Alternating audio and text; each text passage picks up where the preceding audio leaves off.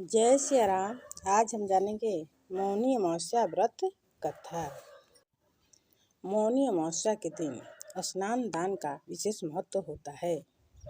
इस दिन अष्टदान का भी विधान है। मौनी अमावस्या के दिन तिल, लोहा, सोना, कपास, नमक, 7 तरह के अनाज, भूमि और गाय का दान करने का बहुत ही महत्व बताया गया है शास्त्रों में। इन 8 चीज़ों का दान करना ही अष्टमहादान भी कहलाता है।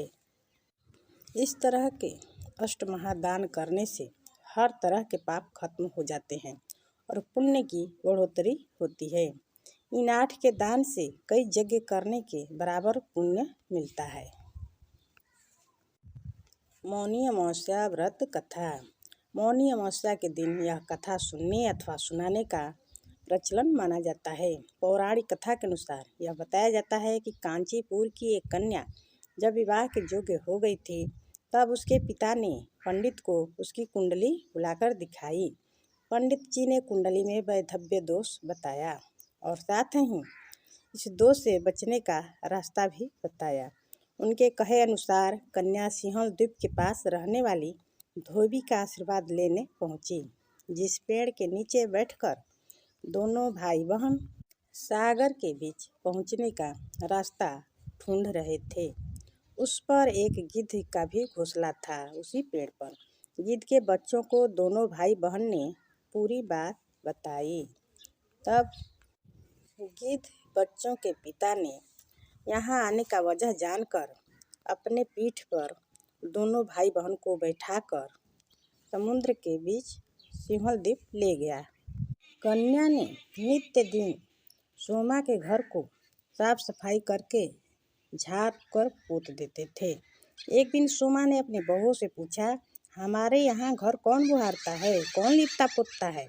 सबने कहा, हमारे सिवाय और कौन बाहर से इस काम को करने आएगा। किंतु सोमा को उनकी बातों पर विश्वास नहीं हुआ।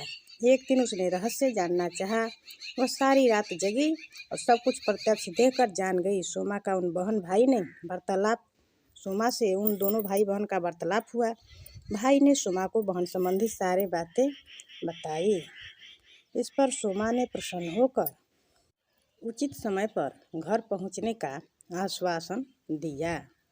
तब सोमा के ऐसे वचन बोलने के बाद भाई बहन ने सोमा से बोला कि आप हमारे घर चलिए, और आग्रह करने पर सोमा उनके साथ चल दी। चलते समय सोमा ने बहुओं से कहा, मेरी अनुपस्थिति में यदि किसी का देहांत हो जाए तो उसके शरीर को नष्ट मत करना, मेरा इंतजार करना। और फिर सोमा भाई बहन के साथ चल दी। दूसरे दिन गुणवती के विवाह का कार्यक्रम तय हो गया। सप्तपदी होते ही उसका पति मर गया। सोमा ने तुरंत अपने संचित पुण्यों का फल गुणवती को प्रदान कर दिया। तुरंत ही उसका पति जीवित हो उठा। सोमा उन्हें आशीर्वाद देकर अपने घर चली गई।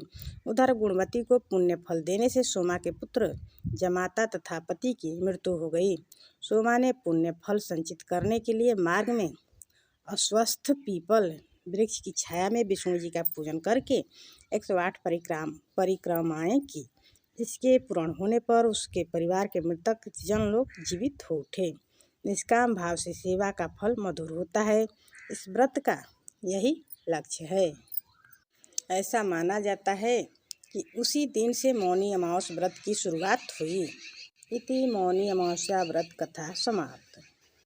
बोलिए विष्णु भगवान की जय, शंकर भगवान की जय।